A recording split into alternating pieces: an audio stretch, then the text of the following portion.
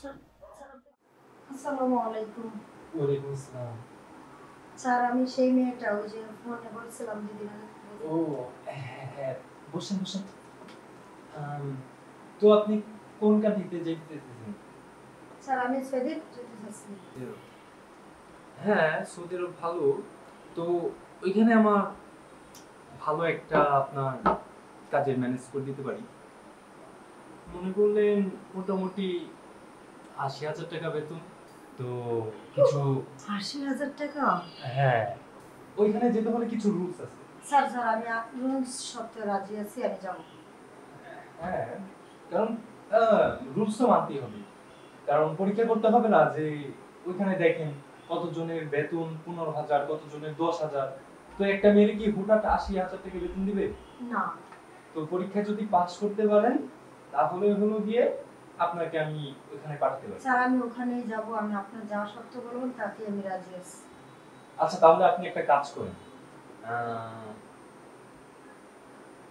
হ্যাঁ, কালকে বিকেলে আপনি আমার বাসায় চলে আসুন। আচ্ছা ঠিক আছে স্যার। হ্যাঁ, আমি আপনাকে ফোনে অ্যাড্রেস পাঠিয়ে দেব, হ্যাঁ? ওকে ঠিক আছে। ওকে। ওকে। আচ্ছা। আচ্ছা ঠিক আছে। আরে ভাই কি শুরু করছে? একটা মানুষের তো ভাই কত কাজই থাকতে পারে। আপনি শুধু ফোন দিতেছেনই। আরে ভাই আপনার ভিসার ব্যাপারটা তো আমি দেখতেছি। আরে ভাই শোনেন আপনার ভিসার ব্যাপারটা আমি অনেক ভালোভাবে মনে করেন যে করে দেখতেছি। তো আমি কালকে কালকে আপনাকে জানাই। স্যার আসবো? হ্যাঁ আসো। আসো।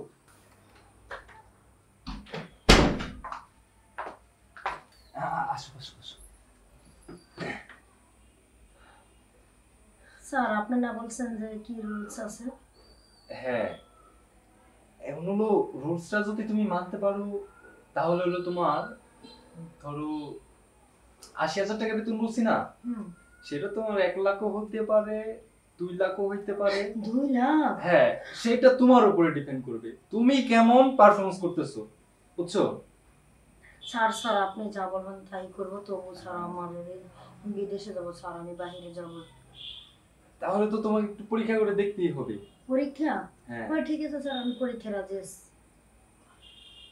তাহলে তোমার পরীক্ষাটা হলো, বুঝছো না? স্যার কি করতেছেন?